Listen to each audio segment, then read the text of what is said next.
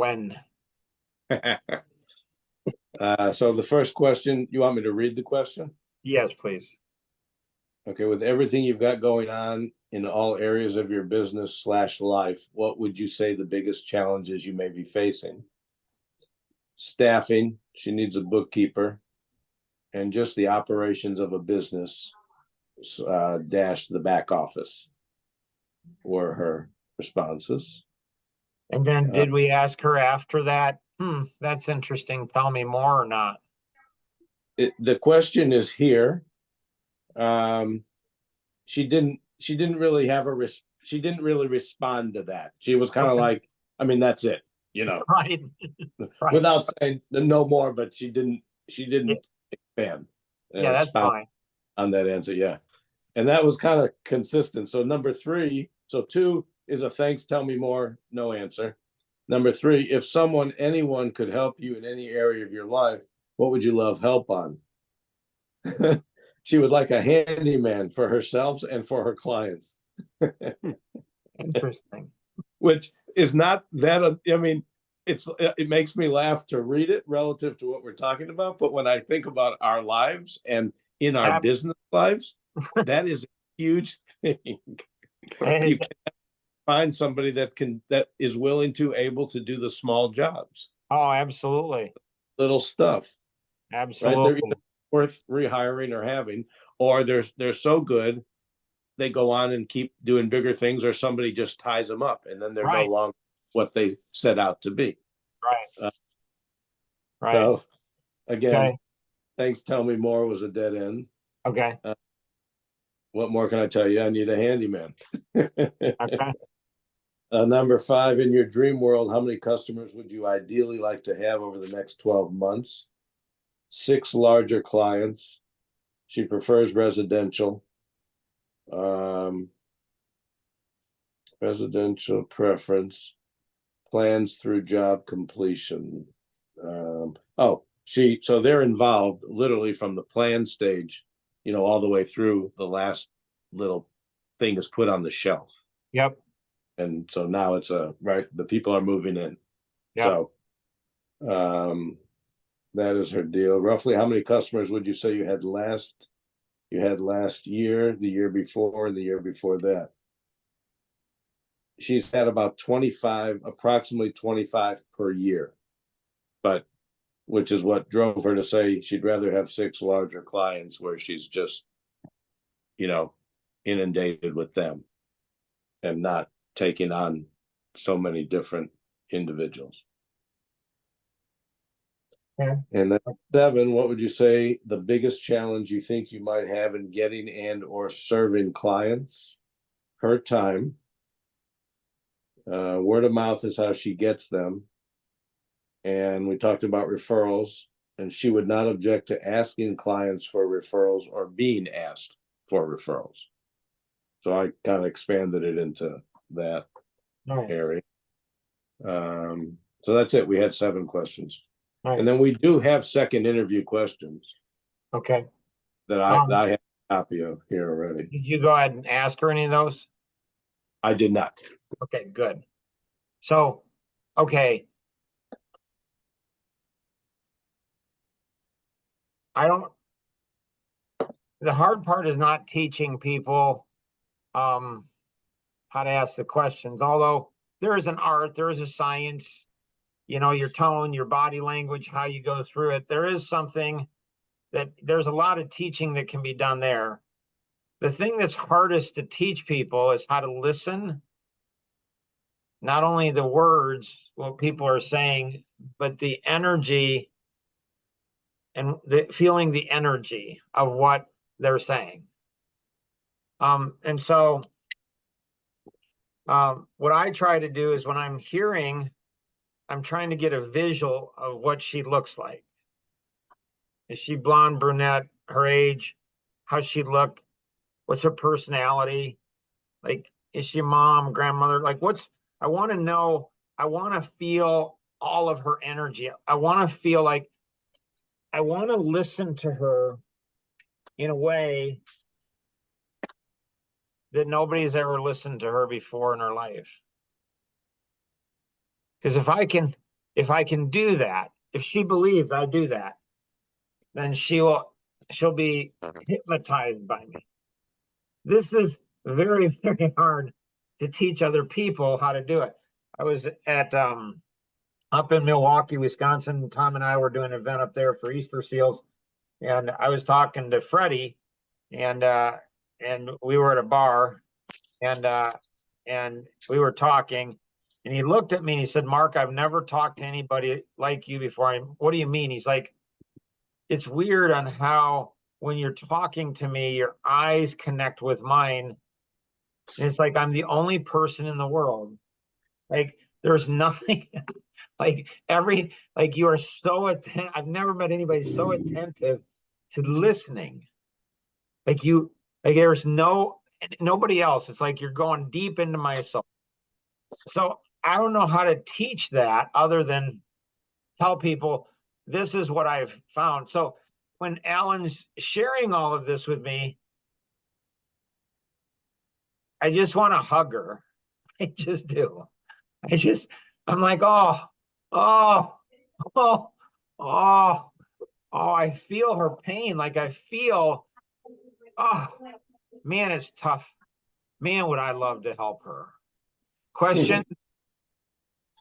Well, when you're on the phone, do you feel like you create that same what that guy said he got in person? Do you think you create that on a telephone call? I think I'm more effective on the phone than I am in person. In person is harder because you have to control like everybody. Like on the phone, I mean, on Zoom, it's a little different because you have to control body language. But if I'm just on the phone, all I have to do is control my voice.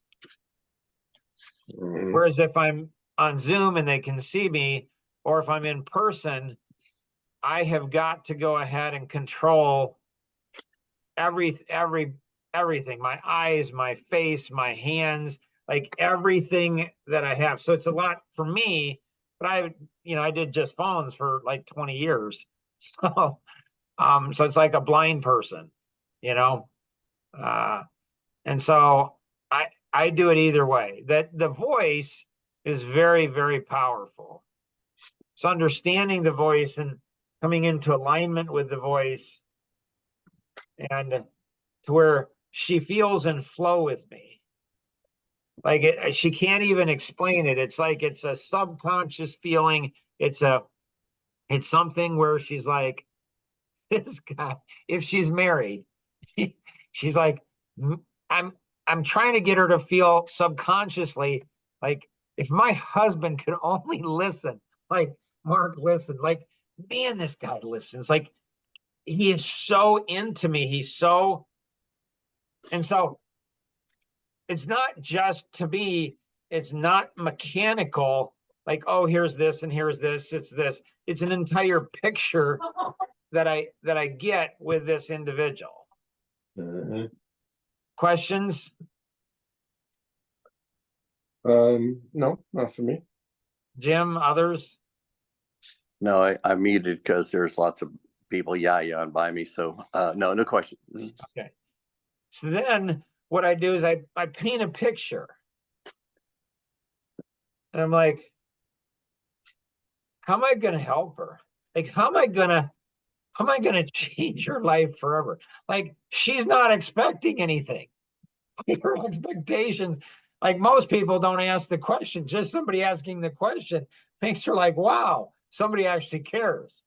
But somebody that actually remembers asking the question and somebody that's interested, like I don't even have to help her with any of those things. All I have to do is remember what she shared and then go, I was thinking about what you shared the other day. And this is where I think most salespeople, they don't understand the power of like the handyman. That's a personal thing. Like Alan was laughing, like we're talking about this, and all of a sudden she goes over into the personal, which often happens, which is actually better because that totally differentiates you from anyone else she's working with. And so I would work to get her a handyman. I mean, I'd go ahead and I'm like, I would work to get her a handyman. I'd find out like I would put a bookmark in my mind and I would you know how some people remember names by connecting, this person looks like a Susan or they're connect. So people's biggest challenge, like that's what I talked to him today some. He told me years ago, he's like, your memory's insane, Mark. He says, I'll talk about something in just a casual conversation. And literally 9 years later, and I've only told you once, and 9 years later, you say, remember back when we talked then? He's like, how do you remember that? So it's like the more we care, like really, really care about people, the more they can feel it. And so the hiring, right? Oh my gracious, it's brutal.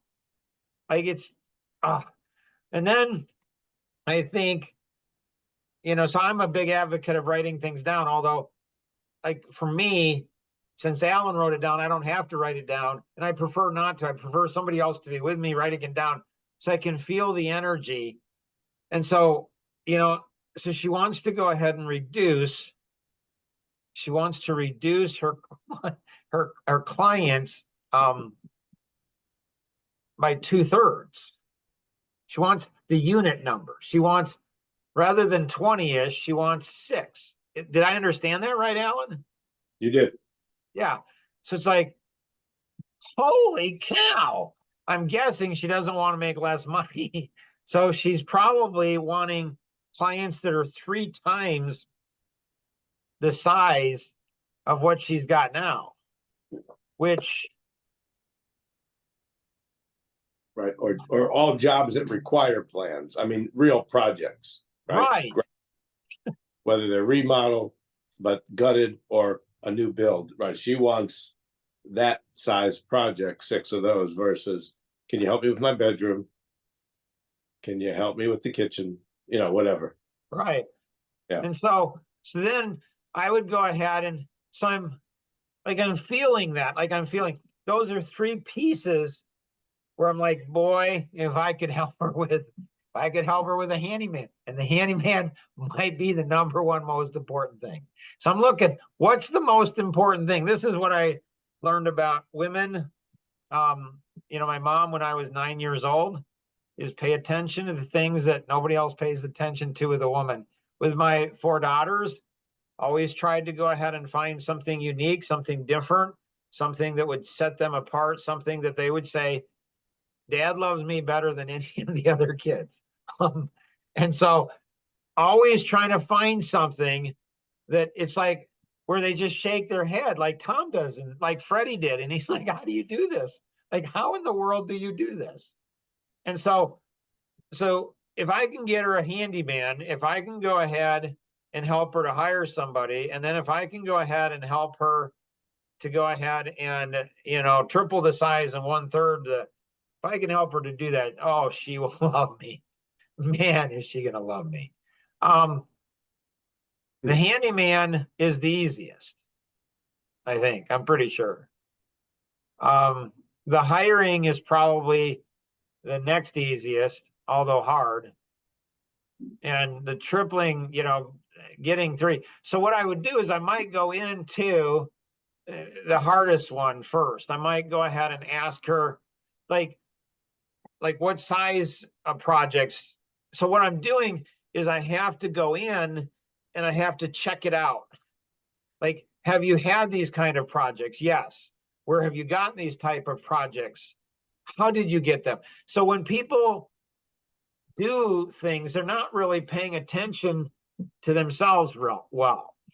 They're not really studying themselves. They're not really saying, so if I want to do this, how do I get this? And so there's a high statistical probability.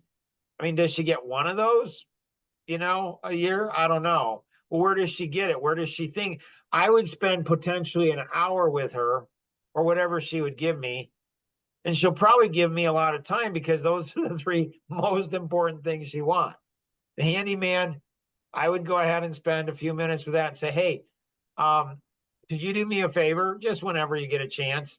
Could you just jot down, maybe email me or text me, like, what are the 3 most important things that you'd have a handyman do, or you're looking for a handyman? Now, this is, again, I'm giving away all my secrets to being a woman whisperer. So, Elise and Ginger, close your ears. And so women are just the coolest thing in the world. It's always perplexing to me on how they're actually more interested, and this goes from, my grandmother all the way down to a little girl and everything in between. It's just, I think it's genetic within them. Is they're more interested in the effort that you put into it than they are the actual results. So my wife and my daughters and my granddaughters and all the women I know, like, if I'm pursuing something to help them, they're more interested in me, in the pursuit of what I'm doing, than the actual accomplishing of what they said they wanted. Questions on that for anybody? No, that makes sense. And I'm not saying men aren't like that. Maybe they are, but we're talking about a woman here. And so she needs to know that I know those 3 things. She needs to know I actually care and I'm actually working. Whether I get her handyman, that's just a bonus. That's just a bonus. But if she knows that I'm putting in some effort, that I'm talking about looking at it, that I'm aware of it, if she knows that I'm doing that, she's going to be subconsciously drawn to me, or consciously. She's going to be like, this guy's different. He's different from any other salesperson. Shoot, he's different from other men in my life. My dad doesn't do it. Husband don't. My sons don't do that. Like, this guy, like, he really listens. He asks the most interesting questions, and then he really, really listens, and then he actually tries to do something about it. And I think I could help her with all 3 of those things. And so I would ask her, I'd get information on that. So when I was 24 years old and I was a loan officer and I went out to hundreds of realtors talking to them, I had little, 3x5 cards, because we didn't have smartphones, didn't have computers, had 3x5 cards. And I had an organization system in a 3-ring binder. And I would go ahead. And again, I'm 24 years old and I'm like, what's something this person said? And what's this person? So when I went in, I'd review over what it was. So I would know, because I couldn't keep it all in my head. So I would know what's unique about this person. How can I stand out? And where I stand out might not be at all in the business side. It's something else. Right. I used to do that. Yeah. With index cards, birthdays, kids' names, whatever Anything would matter to them. Right. Yeah. Right. Anything that they would think that they would say that I wouldn't remember, that's the most important thing to remember. Because if I can remember something nobody else remembers, that's going to stand out. And it's going to be like, this guy is really paying attention. So, could we have a short podcast on at least 2 of those things? Now, the challenge is, I don't think she realizes on how hard recruiting and onboarding and retention of somebody is. She's been around a while, and she's got a small staff that she's had maintained pretty steady over the years. So Anybody help me? Like, the 10 reasons why did Alan share that with me? Or maybe he wasn't sharing it with me. Maybe he was educating all of you. Because I'm trying to give you a better view of her. You might think she's a little smaller operator than she is in the design world. She's got a little bit of a staff. She's got a location. She's maintained a staff. So, and I don't think you know that. Well, there's no way you know that. Well, You know, she's looking for somebody, but do you well, I know have that? a pretty good idea. And so Huh? the more successful somebody is often, the less they understand recruiting and onboarding. So they might have 20 years of experience. And so if you ask her 1 to 10 how important that is to her, she would say probably an 8, 9, or 10. If you would ask her 1 to 10 how hard is that going to be, she might say an 8, 9, or 10. You might think, well, if you said how important is it that you do it, she might say a 10. So you think, okay, but she's in a lower dimension. If you gave her this document, would she read it? Well, yeah, of course she would. If she's a 10 and she knows how difficult this is, and that if she makes a wrong decision, she's going to live with it for a long time.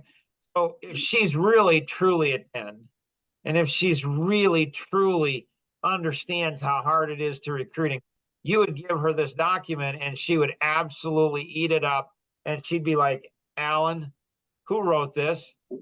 And Alan would say, like a freaking genius, can I meet him? You're like, this guy, I've never like this. It's crazy. Like this is like the holy grail for recruiting. I'm pretty sure she wouldn't say that about this. I'm pretty sure she wouldn't get past probably, page 3 or 4. I would be shocked.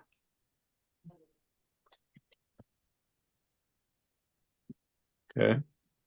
And so, so recruiting is an art. It's an absolute, it's like artistry. It's like music. It's like painting a picture. And so most people can't get good at it because they're not doing a lot of it. I did it when I was in my 20s and 30s, and then I've continued to do it over the years. So I've done a lot of recruiting, and so I've built reflexes and all of these. When I sit down and write this thing, I don't think about it. It just flows. You guys are going to get this soon. And I would say that Jim and Alan would know how hard recruiting is. I would say they both know how important it is. But How long has this document been around? Oh, it's not even finished yet. I've been working on it for about a month. Oh, so it's new. Uh-huh. Yeah, okay. I was gonna say I've never seen it from No. you before. Yeah, Okay. agree. Okay. Yeah. So I would be shocked if you guys got through more than 3 pages of it. Because we'd fall asleep. You're both why? very Why do you active say young that? men. Huh? You have Well, I perceive you both are not the strongest readers, not because of lack of email responsiveness. I'm not saying that.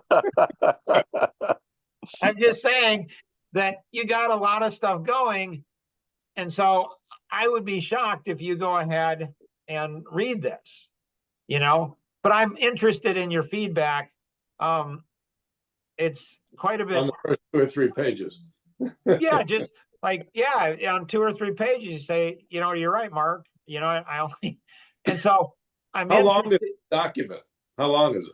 It's currently it's 57 pages. Oh my God. And this is 1/10 of what it should be.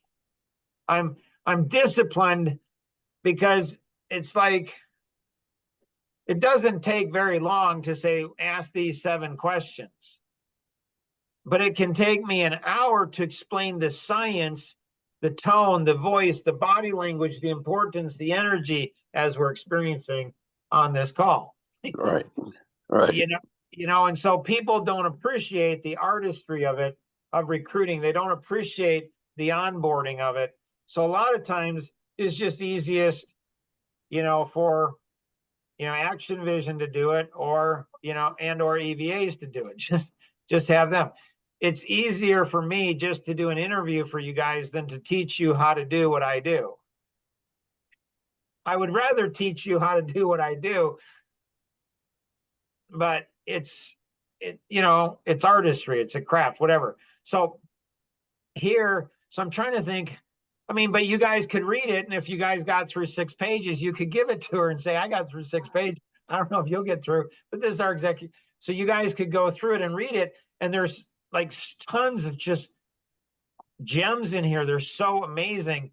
But again, reading it and then being able to execute it, it's an entirely different thing. But I'm guessing there's a lot in here that people don't go ahead and, that people don't go ahead and appreciate. Hey, Mark, Like if you said, Mark, what's one thing in this document on onboarding that a company should do? And I'd say, every day for the first week of a new employee, you should ask them, one person in the company should ask them 1 to 10, Peter, how did you like what you did today? What'd you like most, and what would you do and improve? Do that every single day for the first week they work for you. The second week, you might do it every day, or you might do it a couple of times a week. And so you keep doing that. You wean them off of it, but you keep doing that. Now, just asking them that question is good, but then the response on what you're getting back and how do you handle that kind of stuff. And so anyways, this is the most extensive recruiting manual that I've done in my life. I hope I can keep it to under 70 pages when I'm done. Okay. That's my goal. So awesome. So I look forward to it. What's that? I said, I look forward to it. Yeah. So that's the recruiting side. So can we go ahead and help her with something like that? Probably. Like if we give her, say, here are 3 questions or 7 questions you'd ask an applicant, and then have her ask those things. And then once she onboards them, can we help her? Like, how can we help her? She's not going to be willing to invest the time, resources that you guys are. And so how do we help her with that situation in a really time and effective way? Like, how do we just give her the meat of it? So we might be able to do like a podcast. Like we could do a podcast with all of you, actually, if you wanted to. And Alan could say, we have a partner or client, and she said her biggest challenge was this. Now, if I know her personality, that's even better then. I mean, that's infinitely better. If I know her personality, oh my gracious, then it's beautiful. The 43-22 and a 34-68. I'm kidding. I don't know how. I'm like, wait a minute, that doesn't add up. He's not telling me the truth. I was writing it down. So excited. Like, he did that? Whoa. That's so... I should have known. No. So we could do a podcast on all 3 of those things, or at least on 2 out of the 3. A handyman, we could do one, but but on 2 of the 3, we could do a podcast, and you guys could say, hey, we had our executive coach actually do a podcast for you. He didn't name you or anything like that, but it's for you. Right. If you get her personality, then it's even cooler for her, because then I can give her very specific things that will make her tingle. She'll get tingles because I'll tell her strengths in recruiting or onboarding, but to get to the higher end, I could give her a 5-minute or 10-minute or 20-minute or 30-minute podcast. I don't need to talk to her. I can just do a podcast, record it. You guys could take it and give it to her. So, Mark, I want to interrupt you here for a minute. Yes, please. So this sounds, I mean, just the fact that you've written 57 pages so far, and just the one thing you said, if you picked out the best thing, the comment about asking the new hire, which is I think brilliant, right? Makes all the sense in the world. Right. Never have done it. I agree. It's wow. But as I'm listening to you here, I'm thinking, and I hear you say all the time, people don't do what you say, whatever, they don't follow through. I know with me and with us, how little we follow through on. You you're almost like a full-time you're beyond a full-time job. If just to try and keep up with all the thoughts, ideas, plans, the brilliance of you is like, oh my God, it's overwhelming, really. And I'm just sitting here kind of feeling it, going, yeah, this is all great, but it's not going to happen. I mean, how do you, and I'm thinking of her and her responding and how busy, designers are always just like running 100 miles an hour, kind of like we do, but sometimes worse. Oh, for sure. It's hard to get their attention. It's hard to get them to focus. Yeah. And then they're creatives to top it off. Right. So it's a whole nother challenge, right? Right. And I'm going, okay, this is. Does anyone want to go ahead and synthesize what Alan's asking me? Because I can give him a very succinct answer. Go ahead. How do you? What it is it's a down to podcast. the lowest common denominator. You give me the challenge, the problem, and then you tell me how long of a podcast I have. Is it 3 minutes? Is it 7? Is it 10, 15, whatever it is? Then what you'll do is you'll start, we can, the EVAs and your team can go ahead and start building a library. So what you'll see is you'll start to see patterns in these biggest challenges. And then so what you're doing is cloning me.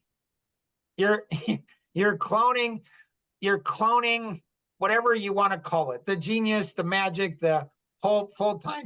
You're cloning it. I'll condense it down. And when it's like, when she listens to the podcast, it's like Jack Daniels. It's like what, 97 proof or something? She's like, holy cow. And she feels good. Does it help her go ahead and recruit? Maybe it does. Maybe it doesn't. It makes her feel, man, that makes her feel good. And when you guys do that to her, she feels good about you. And all she's got to do is maybe pick up one thing. If she picks up one thing and does it, it can't hurt her. And so we can condense it down into and then start to build a library of these things. And when you start building this, then you're able to go ahead and quickly get things back to them. And all we got to do is like one a week. Or okay, so here's my Yep. question. You said 3 minutes, 5 minutes, 10 minutes, whatever. Could you literally build a library of 3-minute podcasts? I can. Okay. I think that could be lightning in a bottle. Right. If we could take people, ourselves included, but then take the people and say, 3 minute, listen to this. And then here's another one. And, whether you get them to do one a day, one a week, whatever. Right. Even better than 5 minutes. It's just like, I just feel like people go, who can't listen? How can I not listen for 3 minutes? Right. He's hitting a nail on. Here's something that's important to remember.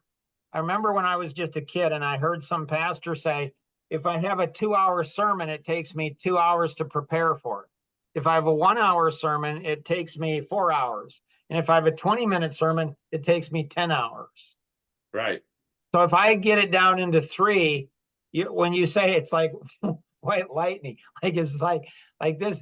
And so what I need is to feel, in an ideal world, I mean, if I could have a picture of her, that would be great, or him. If I could go ahead and have, their biggest challenge, love, help, the questions, if I could have their personality, if I could have all of that, and you might think, well, that won't work for other people, but it will, because they'll feel the energy. I'll say, hey, and if I could use her first name, that'd be great. I don't have to.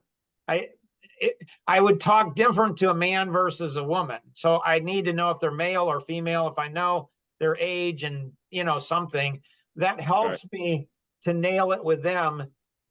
But it's not just them. You start building these libraries and then they start visiting other people's challenges and stuff. So yeah, 3 minutes I can do. The challenges are so common. Yeah. I mean, they really are. Again, there's enough overlap that you're going to hit a whole lot of them on a whole lot of things. And the worst thing is they listen for 3 minutes and they go, I kind of have that. Okay. I'll go on to the next one. Right. No big deal. No, Right. nothing lost. Right. And- And this is where once you get them for 3 minutes, they're like, dang, like when I did the TV in Atlanta every month, and I went through coaching to do TV, and they said, you're always selling the next segment. And so, so you can always go ahead. So so you could have 3 minutes, you could have 7 minutes, you could have 10, 12, you have different segments. And so, in 3 minutes, I can get them excited and probably say something at least profound, and then flash some things on the screen that they're like, holy cow, that's amazing. And so I can do all of that in 3 minutes. Substance, that's going to take a little longer, and that's going to take maybe 7 minutes. But you could ask them, you can say, hey, our executive coaching team, they do podcasts, and I can give them, what challenge would you like? Or would you like a 3 minute or 7 minute or 12 minute? Like, what would you like? What will you listen to? And you can build different levels. It's almost like when somebody says, I already know that, what you did is we gave them a too low of a level. So you can organize them, your AV and EVA team, they'll organize them in levels, like in college, 100 level, 200, 300, 400. This is what the 530 grid is. This is 100 level, this is 2, this is 3, 4, 5, 600 level. Right. You get them in different levels. So if somebody says, well, that one didn't really impact me, you give them a higher level. Now, if they have their biggest challenge or their love help or any of the data you gave, they're not going to say, oh, I get that, because it's going to be something they haven't heard before. Almost guaranteed. Right. My gut reaction to this, right? So it doesn't mean anything. It's accurate, but that if we could give them substance in a 3-minute podcast and get them hooked, like people get hooked on a series, then I think there's a better chance of them being interested when we come back and say, hey, we've got a 5 or a 7 minute or a 10 minute, whatever. Absolutely. Right. Get them going, get them really looking for that next one. Right. See, and Just this is where you can do it with a 530 grid, and then leadership, and then profitable partnership. So every challenge they're going to have probably is going to fall into either leadership, marketing, pre-sale, sales, servicing, client for life, or profitable partnerships. It's going to fall in some category. So you can use this as kind of in science, the periodical charts, of elements in science. It's almost like this is the periodic charts of business. Is the profitable partnerships an add-on to the 530 grid? It is. When did that get added on? A number of years ago. Oh, I feel like I haven't seen it with that on there. Tom and I did for 4 or 5 years. We did 10 months to success, and we went through the 530 grid, and it took us 10 months to get through it. And we did that like 5 years in a row. After year 4 or something, I'm like, something's missing in the 530 grid. And that's when we came up with the leadership. And then I said, there's something missing in the leadership. And then the next is profitable partnerships. Once you have the 530 grid, it'll help you in leadership and recruiting. Once you have the 530 grid solid, your profitable partnerships are just the application of the 530 grid, but it's using the 5 H's and the 7 T's: hope, head, heart, hands, helping, and then time, talent, treasure, trust, truth, temple, and thought. And so 5 T's, 7 T, 5 H's, 7 T's for the profitable partnership. And then same thing with leadership is culture and values, and then it's vision. So the first thing you do with your team is you get a culture and value system. Then you get vision, and then you get belief and knowledge, and then you help them to do, and then you help them to give, and then you work on legacy. So again, it's sequential.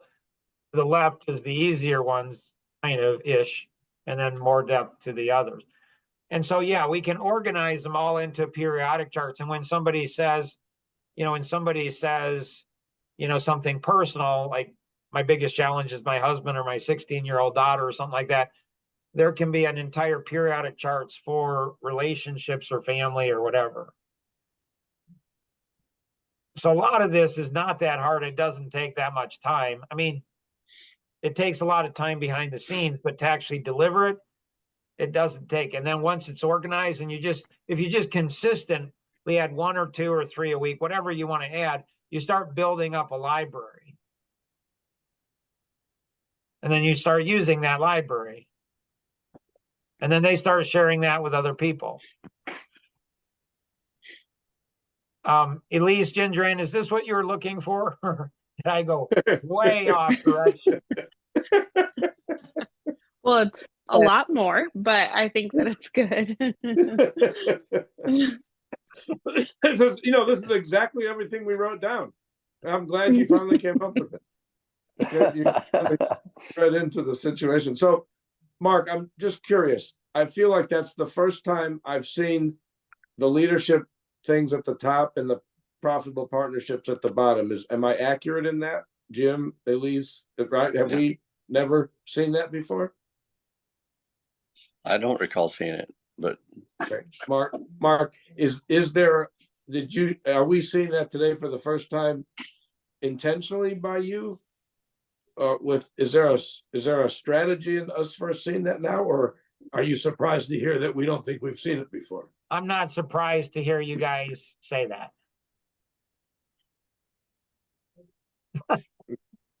I mean, are you aware that this is the first time we have seen it? Let's say yes. Well, I don't know what that means. I don't know. I can't remember a specific time or situation where I brought it up. So because I can't say, Alan, 2.5 years ago on December. Okay, gotcha. Okay, I just don't want to remember specifically. I would be a little surprised if we hadn't at least gone through it, but I'm not shocked. Okay.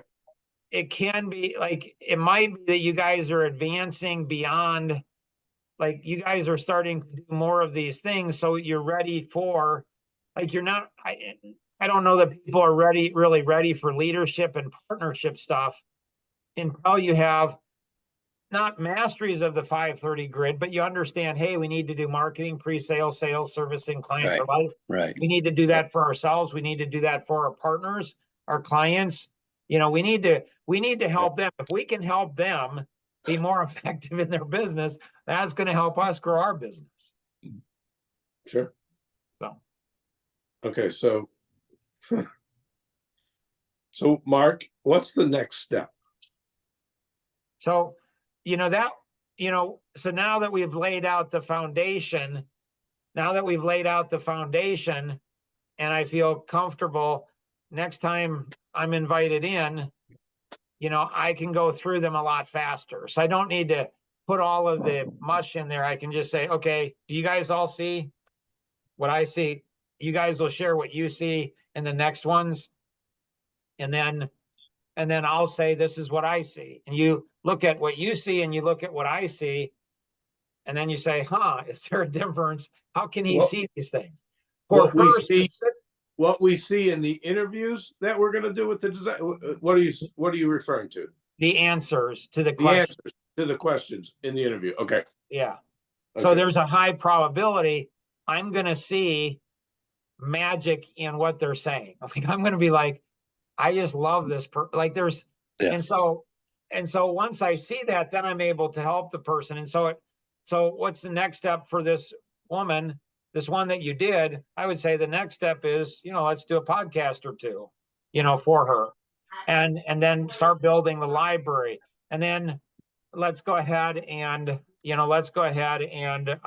take a look at, get over to Elise and Gendran, the other data, so they can start building a spreadsheet. Here's the question 1, here's the question 2, here's question 3.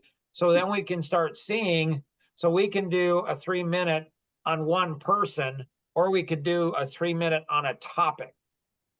And they're both good. I have a question. Yeah. I have a question. So Alan, when you're doing these questions with them, are you performing or asking them to complete the personality profile? And if Uh, so, wouldn't that be a big help for Mark? Well, that's in the second set of questions. Oh, okay. Okay. It wasn't in the first set of questions. Okay. So then do you go to the second right away? Do you go a little while later, a week later, you call her up and say, man, I've been really thinking about this and I have some more questions. Or do we give her a podcast or a white paper or, something? Like this is why all the new white papers, the old white papers that I wrote probably more than 7 years ago, they were all 15 to 20 pages, every white paper. Now, any white paper that I write is 3 pages long. It's not longer than 3 pages. And then it has 15 pages of Q&A. So when I write the 3 pages, then I think, what questions are people going to ask? And then I think of 10, 15, 20 questions that people are going to ask.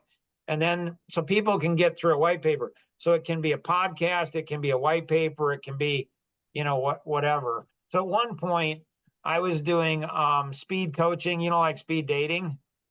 Yeah. So I would go ahead and people would bring 5 or 10 biggest challenges to me, and I just do one right after another in 30 minutes, like boom, boom, boom, boom, boom, just nail them one right after another. So with her, we do that, and then we start building the system. We start bringing other people in. You get your team to go ahead and get Elise Gendron to go ahead and start mapping it out on a spreadsheet so we can start seeing big picture and see patterns of what it is. Okay. Does that answer your question, Alan, or not so well on next steps? Yeah, it does.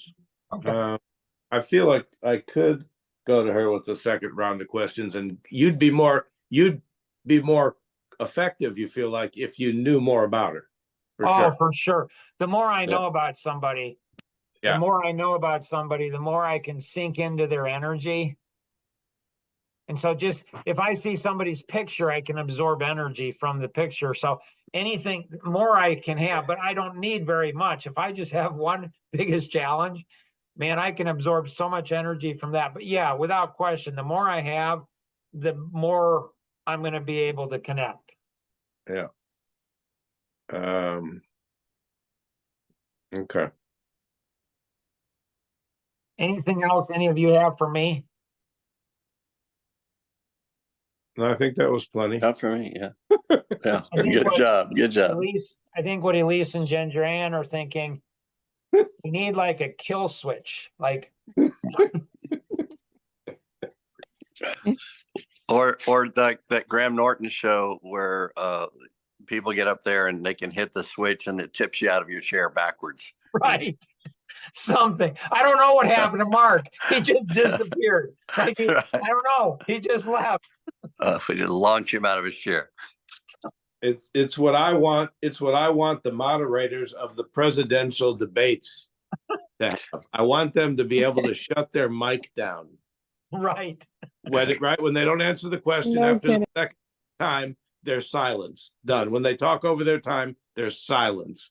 When So they don't answer the question, when they answer a question that wasn't even asked. Like, right, silence. Right, punished. Boom. All right. We'll see you all right. guys. Appreciate ya. Thank you. All right. Thanks. Bye.